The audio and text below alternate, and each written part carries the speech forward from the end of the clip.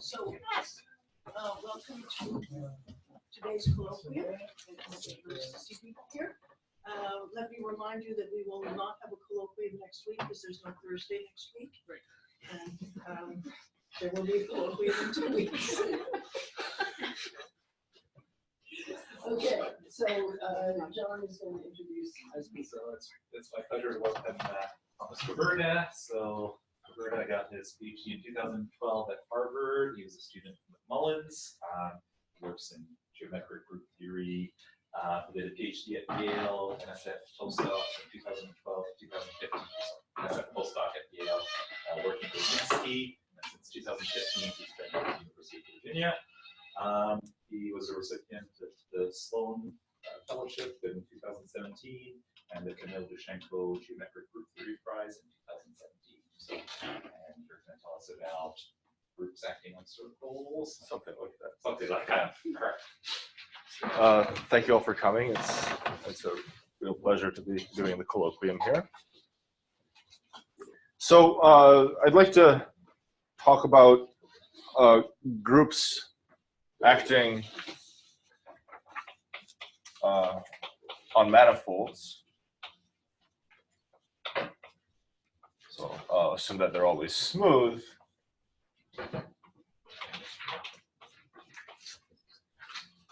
So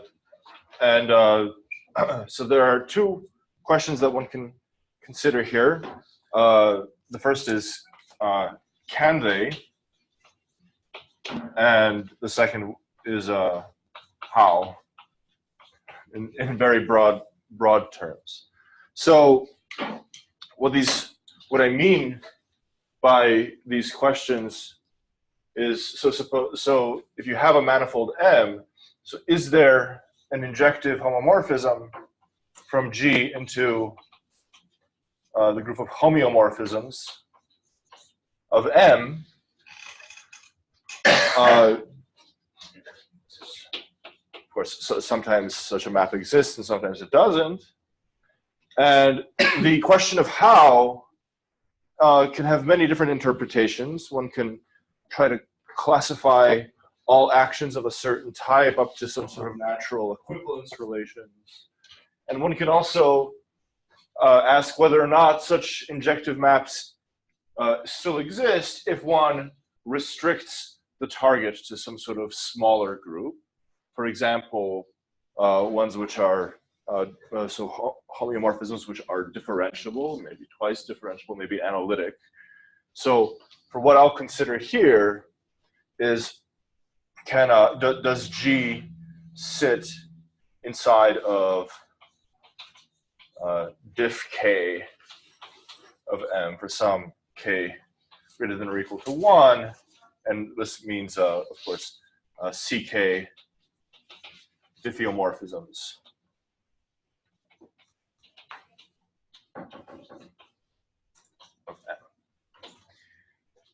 Okay, so in this very general sense, these questions are very broad, and it's difficult to say anything that's non-trivial and true.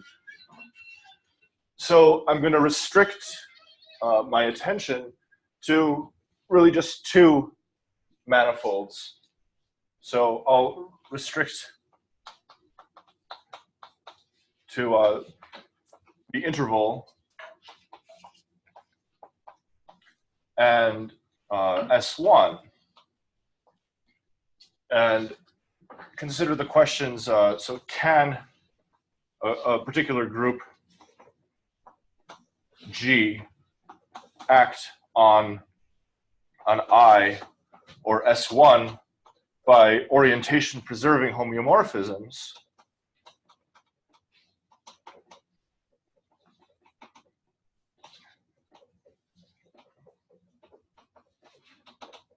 And more importantly, for this talk at least, is how does regularity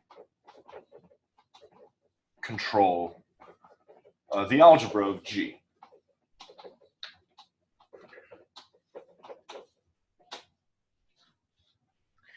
Okay, so let's first maybe consider when a particular group can act on a compact one manifold, such as the interval or the circle. And fortunately, this question is completely answerable, at least in the case of countable groups. So let me just say what that is. So what I mean is that if you know the algebraic structure of G abstractly as a group, you can decide whether or not it acts as a group of homeomorphisms on the interval or on the circle. So G will be a countable group.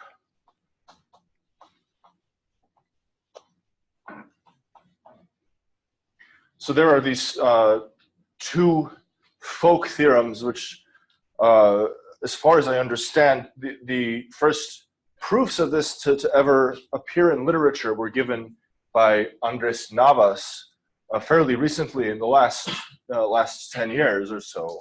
Although this is sort of facts that were known about these groups, it's just that nobody wrote it down.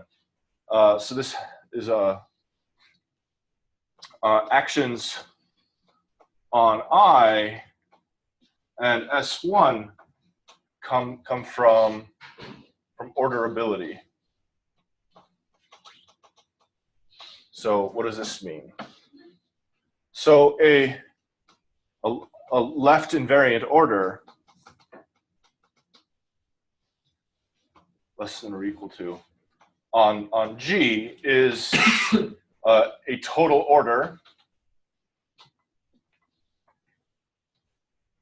on G, which satisfies G is less than or equal to H if and only if K times G is less than or equal to K times H for all G, H, and K. So it's just a order relation on G, which is in some sense reasonably compatible with the algebraic structure of G. Yes. Not for all G. For G and H from the previous line. Yes. So for any pair G and H and any third element, yes. This if and only if statement holds.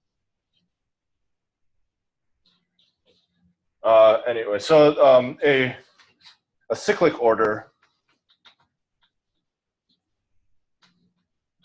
on G is a function omega from G cubed to plus minus 1 and 0, satisfying. So what is this? K is H inverse. Beg your pardon? So if K is H inverse. I think he wants to put for all K, and this has to happen. Yes. So if G is less than H and I take some third element of the group, then I multiply those two elements on the left. Did I write something incorrectly? No. No. If you multiply this inequality on the left by K, then the inequality still persists. Yeah, like Z, right? This example. Yeah. And so in this sense, so the identity is not ever the smallest element. Is it? That's about the action on I, say, not about Yeah. S1.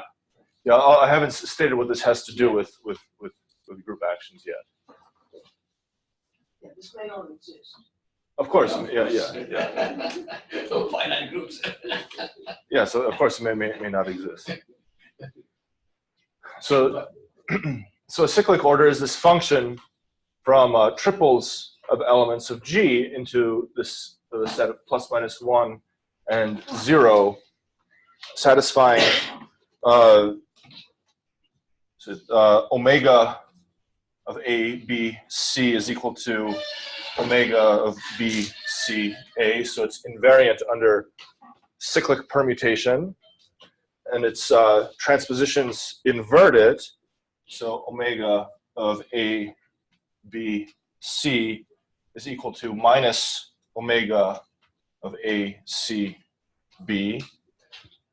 And it satisfies this transitivity property. So omega of A, B, C equal to 1, and omega of A, C, D equal to 1 implies that omega of A, B, D is equal to 1.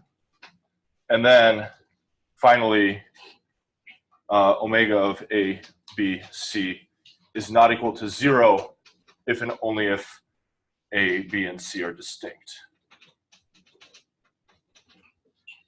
So again, this and it also is should be, and also it's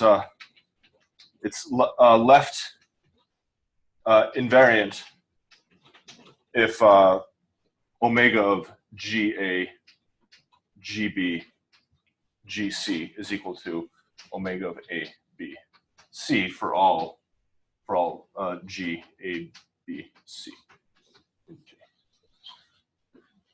So this is a left invariant order on G is sort of easy to imagine. It's just a way of ordering that's compatible with the group structure. And then a cyclic order is somehow harder to understand, but what it's supposed to mean is you're taking triples of points and you're declaring them all to be positively oriented or negatively oriented. And so if you perform a transposition, then that should reverse the orientation. And that's all that this is encoding. And then the left invariance is just saying that this has something to do with the group structure. And again, this may or may not exist for a given group. So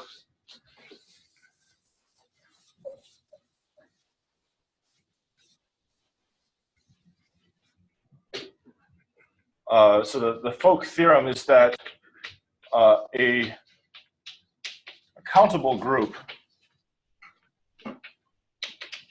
is left orderable. As to say, it admits this left invariant order if and only if. So let's call this group G. If and only if G is a subgroup of homeo plus of I. And G admits left invariant cyclic order if and only if G is a subgroup of homeo plus of S1.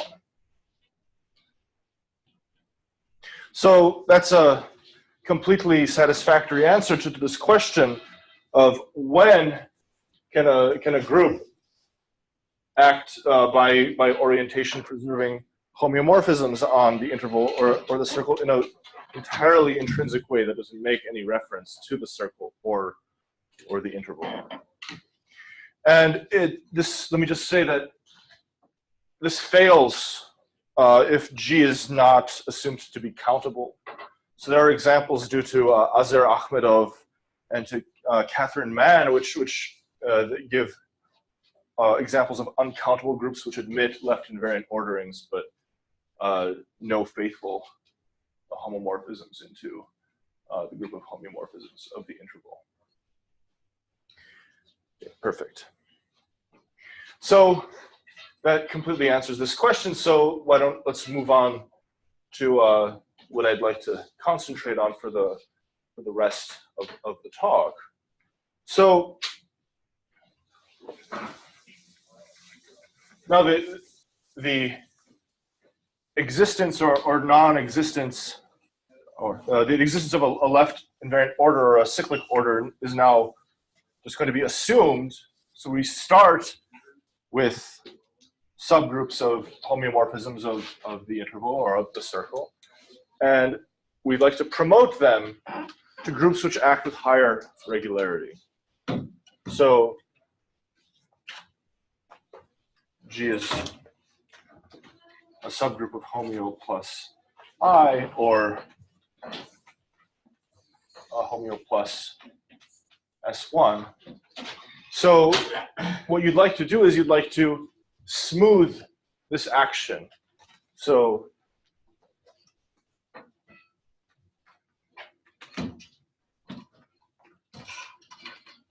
there are two ways, I think, that one can reasonably smooth an action. The first is what generally people working in dynamics mean when they say smoothing it. So they ask, is G, so G is then identified with a subgroup of this group of homeomorphisms, not just as an abstract group. So is G topologically conjugate? Sometimes people say semi-conjugate, but I won't get into what that means. Topologically conjugate into diff k of M, where here M is either I or S1. So what that means is that you you precompose with a homeomorphism of either I or the circle, and then you apply the group action, and then you post-compose with the inverse. So you're just essentially renaming the interval or the circle by some homeomorphism, and then somehow magically maybe the group action becomes differentiable. So that's what smoothing usually means in dynamics. But I like to also consider a separate notion of smoothing is can G be abstractly realized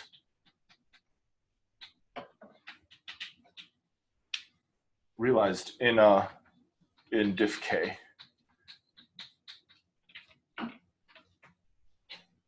Of M. So, of course, a particular group may be realized as a subgroup of homeomorphisms, and you may not be able to smooth it, but perhaps there are some other actions which have nothing to do with your original one, which are differentiable. And one can cook up such examples.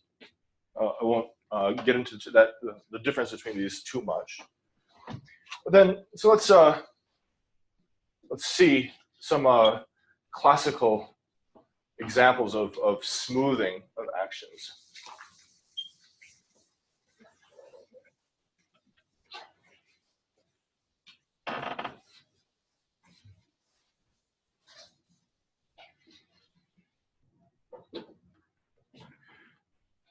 So there are these classic results of Holder's theorem and Denjois' theorem. And so there are many different perspectives on these, and in some sense, these are characterizations of abelian subgroups of the groups of homeomorphisms of the interval and of the circle up to conjugacy, but they're also, in some sense, characterizations of certain subgroups of homeo I and homeo S1, which come from the underlying structure of the manifold. So let me say a little bit more clearly what that means. So note that the interval without the points 0 and 1 is homeomorphic to the real line. And you also have S1. And these are both groups.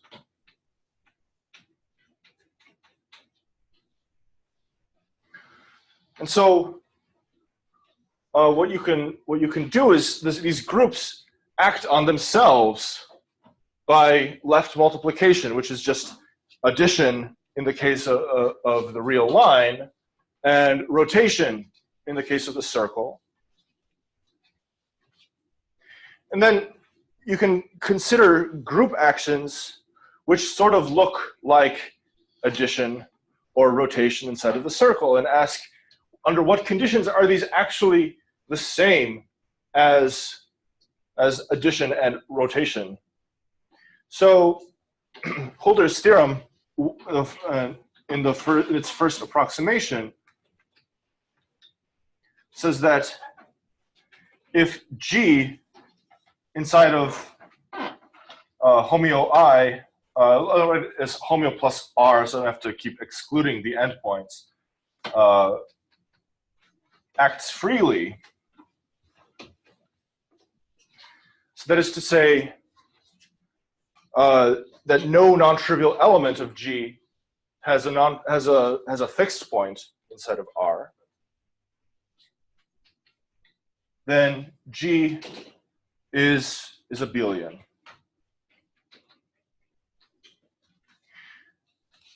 And similarly, there's a Denjois' theorem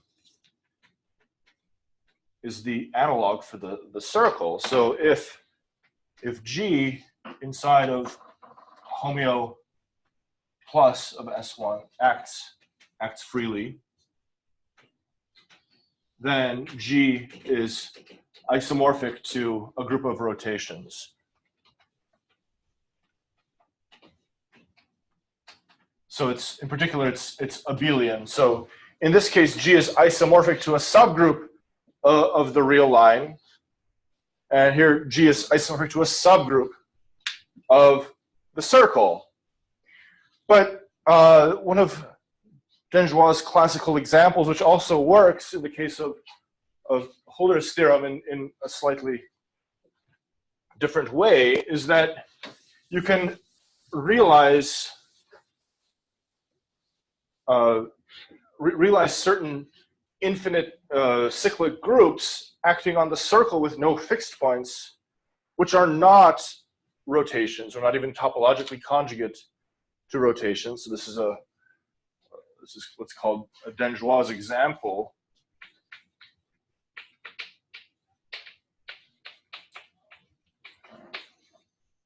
So you start with rotation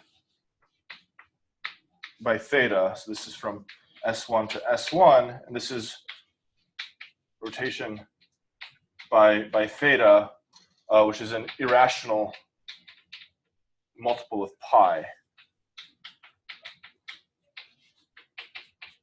So classical dynamics tells us that under this map, every orbit inside of the circle is dense. And so anything that's topologically conjugate to this rotation by theta will also have to have, every orbit is going to be dense, so it's minimal. But then what you can do is you fix the orbit of a point in S1 and choose disjoint intervals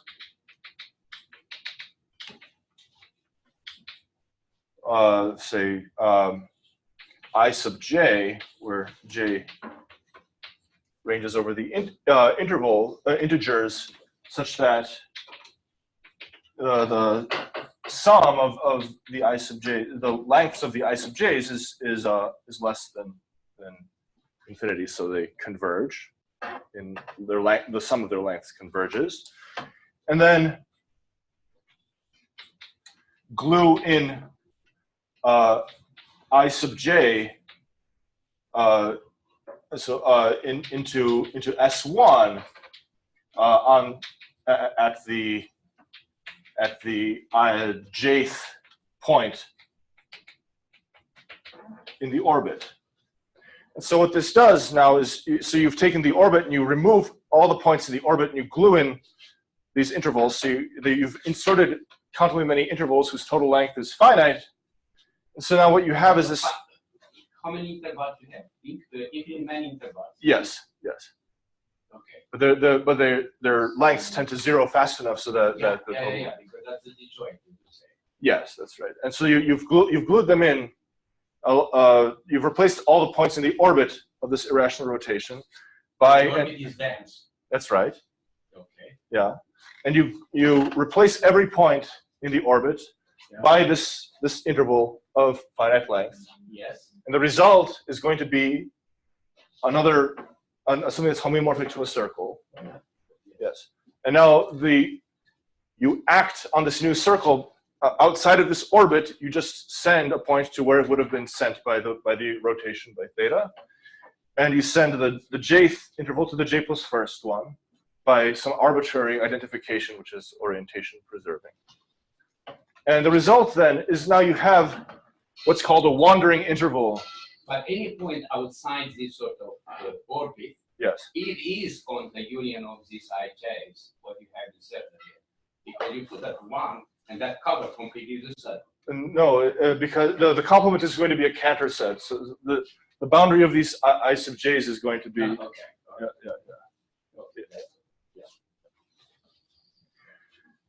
So then what you have is. You say the joint non-touching. Yes. So you have. No, that's fine. Yeah. It's fine. Just Yeah. say just to make sure that. Yeah. So when you have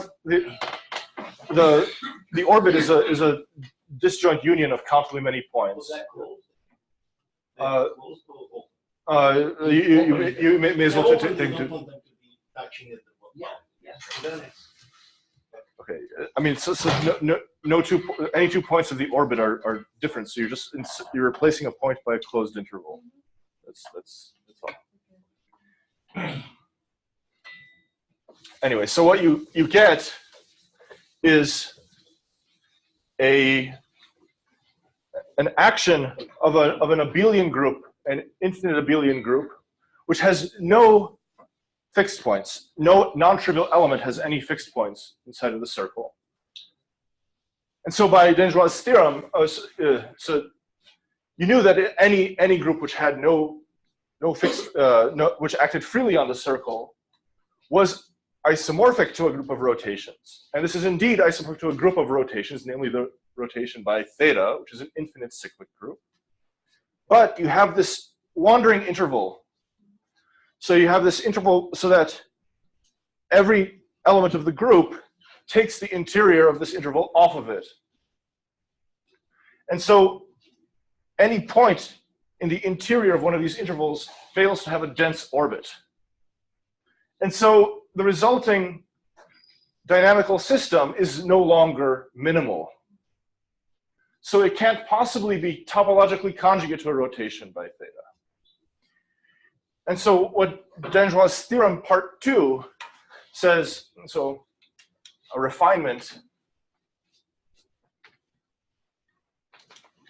of Denjois says that if G is a subgroup of diff2 of the circle with no, which acts freely, let's say,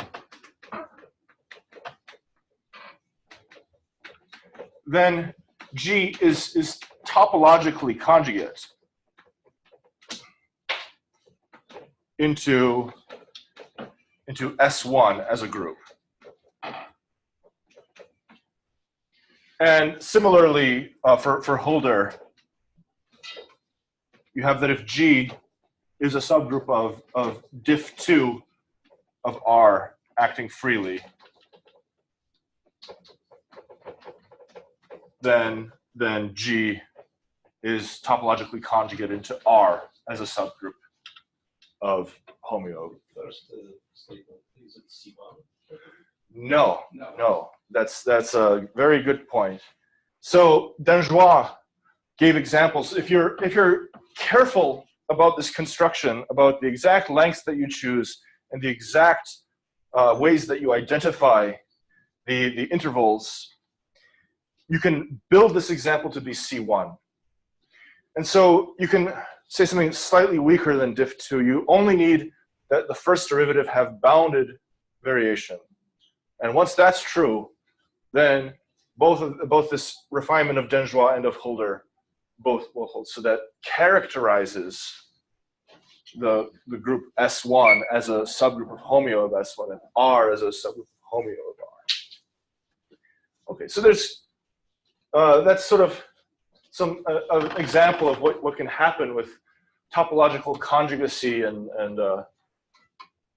that you have some sort of flexibility when you're just in the continuous category, and once you're in the differentiable category, some rigidity. So Phenomenal Tanjo's story. example is C1 and yes, and Yes. it cannot be C2 because of That's these, right. That's right. That's exactly right. Okay, so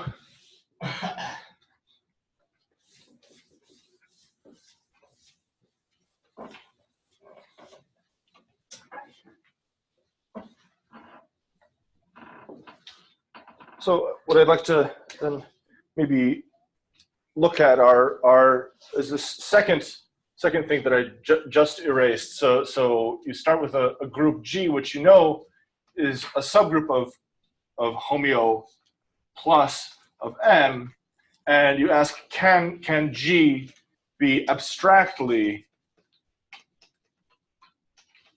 realized as a subgroup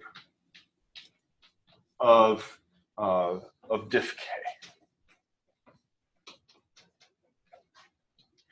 So I'd like to mention sort of one important construction,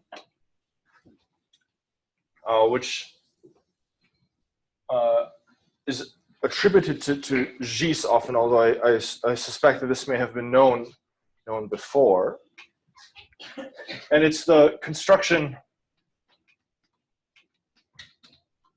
of free subgroups of diff K.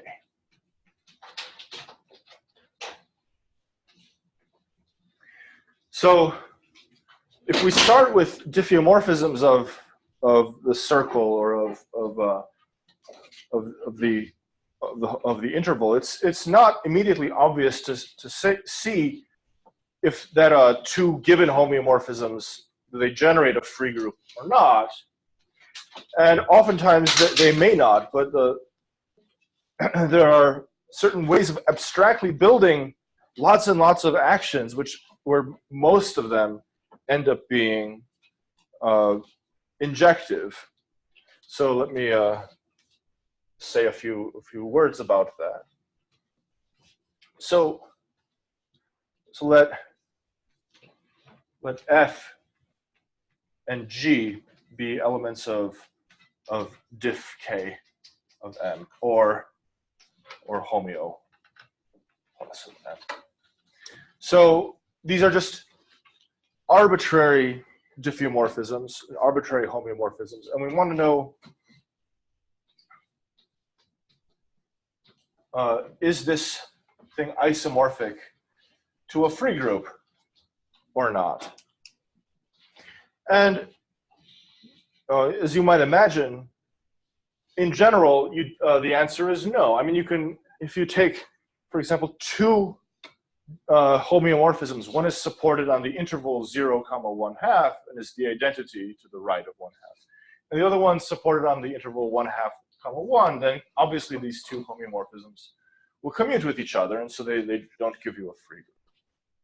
But how might one sort of abstractly try to promote, some group which is not necessarily free, or some group which is of some lower regularity, to one which is free and of arbitrarily good regularity?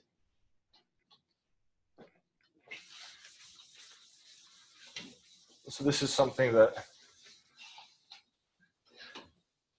works with, this is an application of the bare category theorem. So I'm going to call this group G just to save writing. So the group generated by F and G. Yes, that's right. So what you can consider is you look at triples F, G, X inside of G cross M. So and then what you can do is you can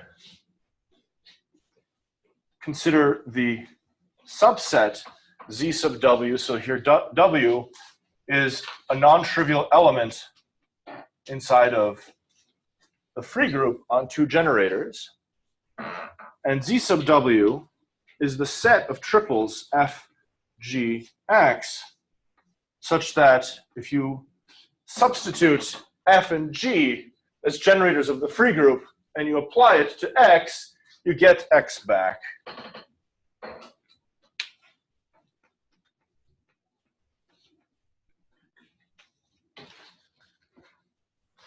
And so it's clear that if you give G, so G is a group of homeomorphisms of M, it has this compact open topology. And with that compact open topology, it's a complete metric space. And M is, of course, a complete metric space. And so what you want to hope, the hope is that this set is closed with empty interior.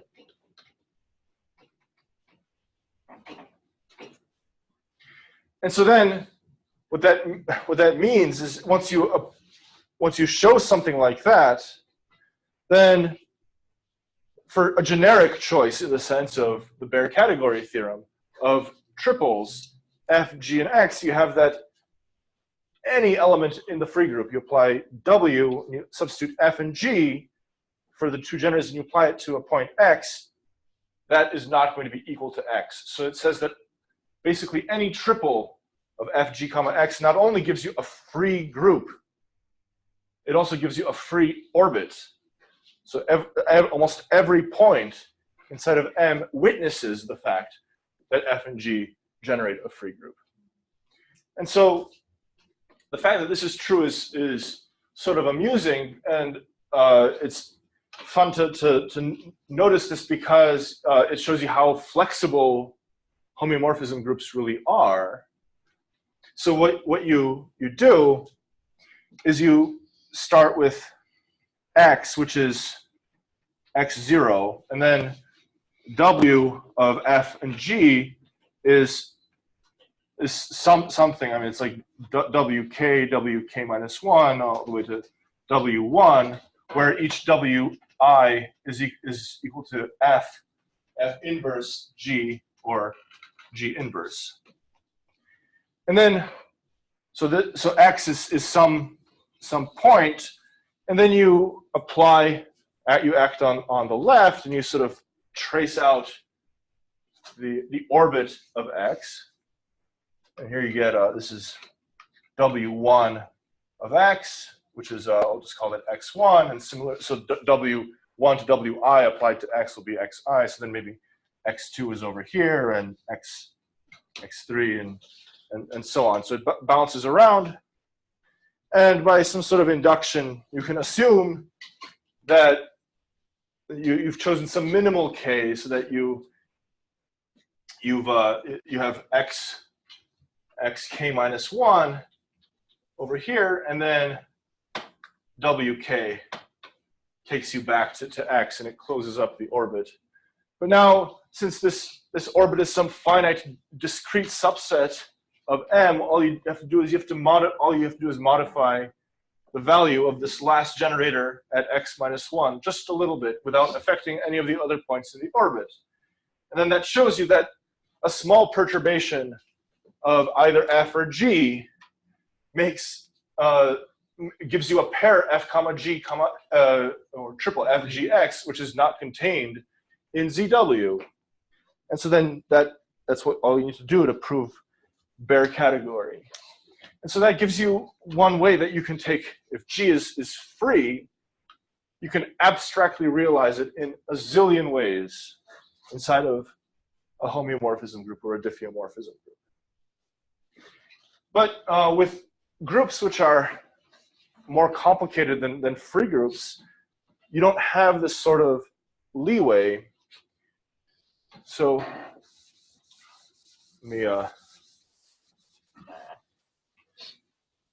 mention sort of a class of algebraically not terribly complicated groups, which have severe regularity restrictions, which prevent you from being able to. I'm sorry, I have not followed you what you have said. You have said that you have to start with F and G, these two homeomorphic. They can perturbable to be there. Yes. Just to make it screw free, right? That's or you have to maybe have to perturb G as well. Okay.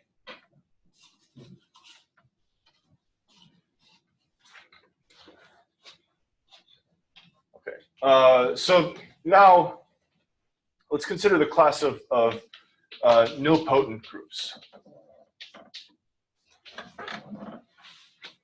So let's say finitely generated.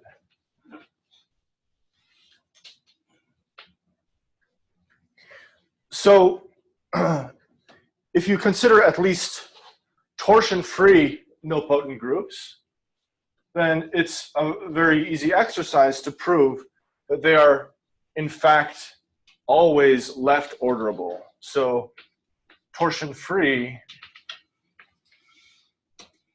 nilpotent groups are left orderable and therefore also cyclically orderable.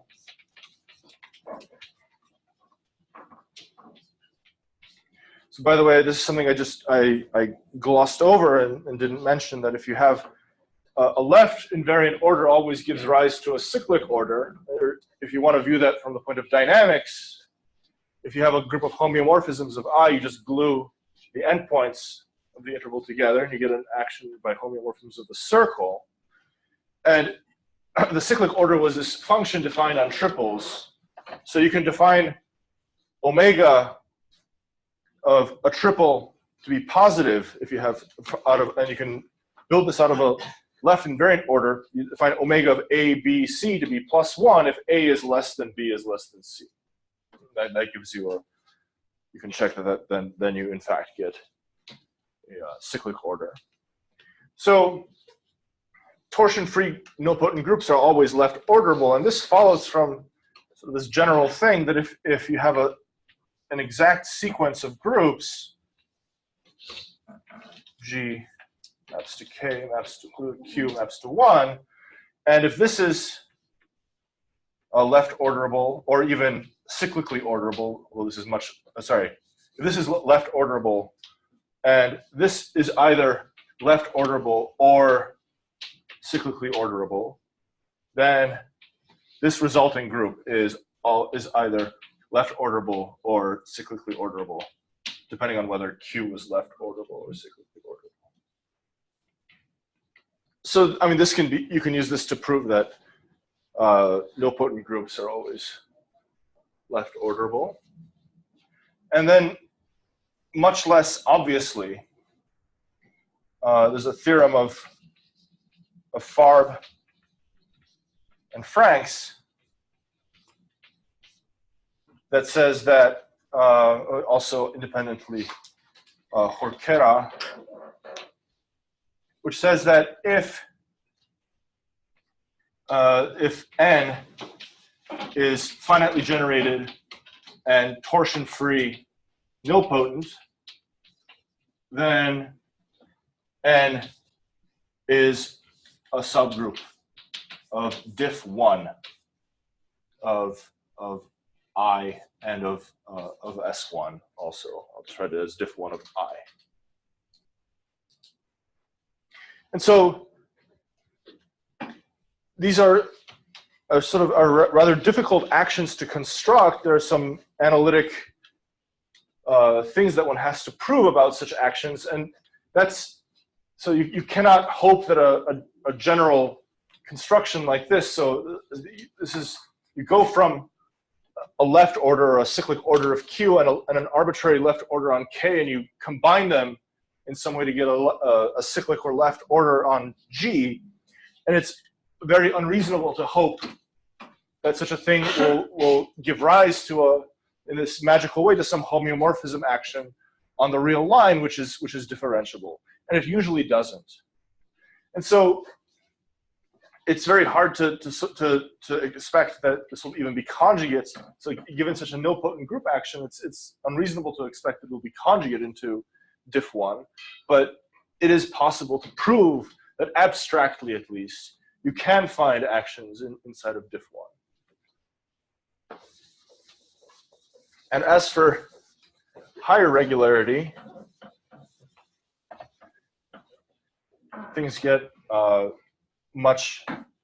things are much more restricted. So there's a theorem due to Plant and Thurston.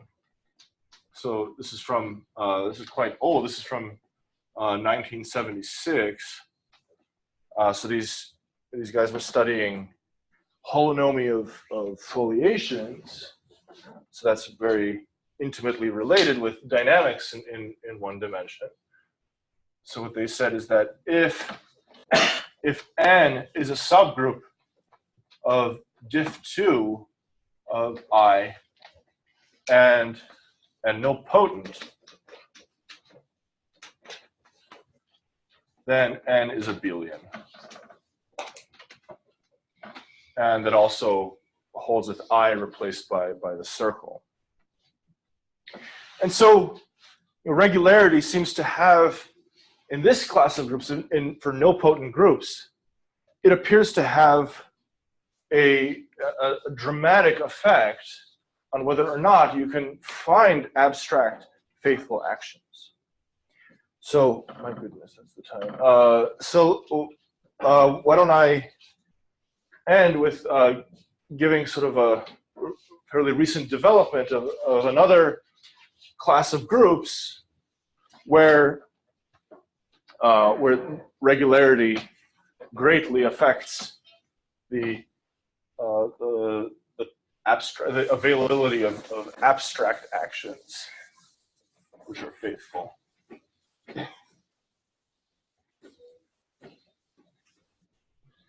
And those come from right-angled Artin groups.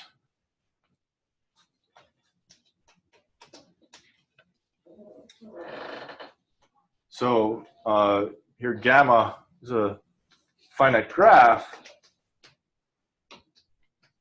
and with vertices V and edges E, and then this group is given by it's generated by the vertices V, subject to the relation that V and W commute if and only if V and W are span an edge.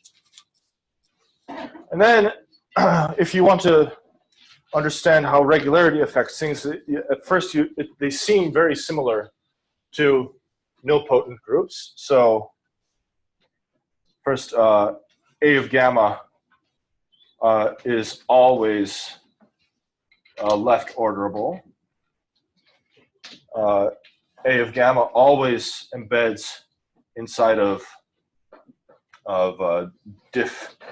diff1 of M, where M is I or S1. And this is also a consequence of the same Farb-Frank's theorem that's cited here, although it's not a formal consequence of what I wrote here. Third is that A of gamma sits inside of diff2 of M if and only if A of gamma sits inside of diff infinity of M, so C infinity diffeomorphisms. So I'll have to write it over here. So if and only if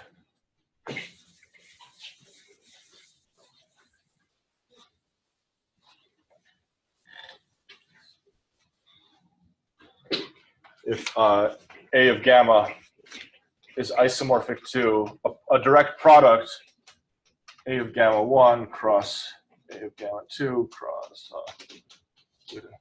A of gamma k, and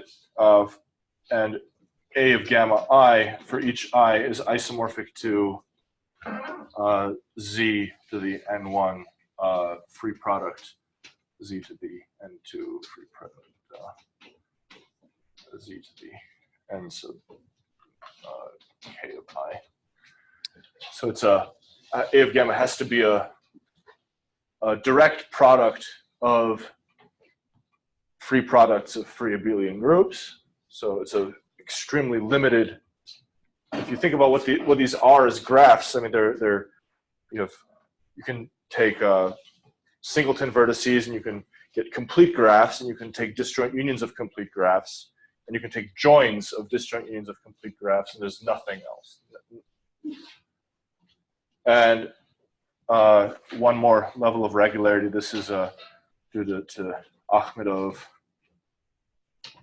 and Cohen. They proved that that A of gamma embeds in diff omega of M, which is to say analytic diffeomorphisms of M. This is if and only if A of gamma embeds in PSL2 of R, which is if and only if A of gamma is a free product of free abelian groups.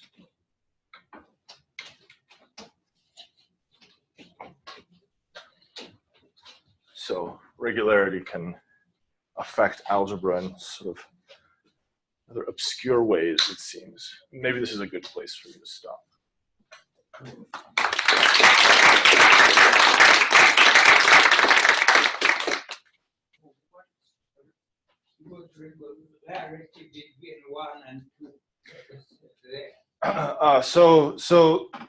When I just out of laziness, I've written diff2 of M when really this could have been diff 1 plus BV of M. So this is a C1 with first derivative of bounded variation. And there are other regularities like C1 plus epsilon and stuff like that. And below it will be best.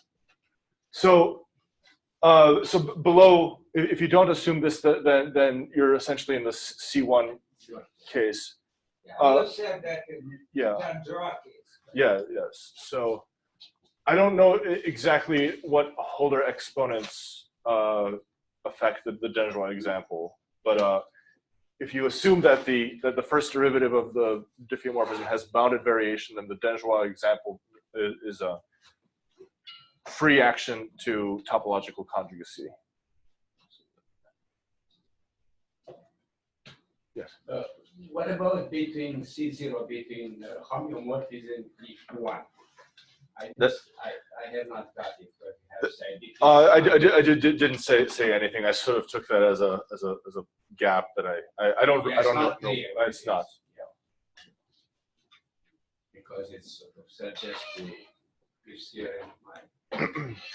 This requiring some level of Holder continuity is I don't know much about that. It's somehow so some of the methods that are used to prove all these things, they boil down to one basic tool: is when can two diffeomorphisms commute with each other? And if you just look at two homeomorphisms or even Holder continuous homeomorphisms, you can have miserable things which end up commuting with each other. And even there's these results of like Bonatti, Crovisier, Vago, and Wilkinson, which they take even C1 diffeomorphisms of manifolds and show that they can have just absolutely just insane centralizers. And so it's very difficult to rule out the possibility that two diffeomorphisms commute with each other. But the moment you have higher regularity, especially in the case of one-dimensional manifolds, it's essentially impossible for two diffeomorphisms to commute with each other unless sit in there. They come from a holder subgroup, so that's to say, a subgroup that's conjugate into translations, or they have disjoint support from each other. That's essentially the only way that they can commute with each other, and that's what allows us to prove things about groups like right-angled Artin groups, where all the essential complexity comes from commuting generators. If you ask me about some other group, like maybe Gromov hyperbolic groups or something like that, where you have no control over centralizers because centralizers are essentially virtually cyclic in that case, then none of this works. I can't tell you very much about it at all. It's the situation is completely different.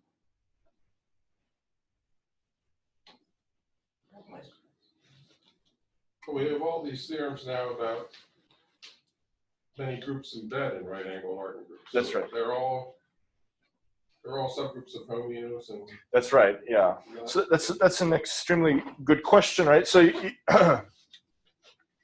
we know that very large classes of if you have a lattice, say called H, inside of SO N1, then if N is 3, certainly then the resolution of the Virchow-Haken conjecture says that H virtually embeds in a right-angled Artin group. And if N is greater than 3, then there are lots and lots of examples of such lattices which sit inside of right-angled Artin groups. And we know now that they always admit C0 actions and C1 actions. But C2, it's completely unknown, and it would be very interesting to see if they do. I mean, this is actually really the seed of where this theory comes from. It's because you would like to have these groups acting on the circle with high regularity, and so how do you even build such an action? Well, it would be nice if you could control the action by factoring to a right-angled Artin group or something like that. So right-angled Artin group actions are easy to build. I mean, you just take a bunch of generators, and if they have disjoint supports, then the resulting homeomorphisms commute, and if they're not disjoint, they don't commute. And then proving the injectivity of such an action is, or the faithfulness of such an action is where all the work lies. And the point is that if you insist on certain levels of regularity, then you can't prove injectivity, no matter how hard you try. And so that avenue is closed off for showing that these lattices admit any sort of interesting regular actions on the circle.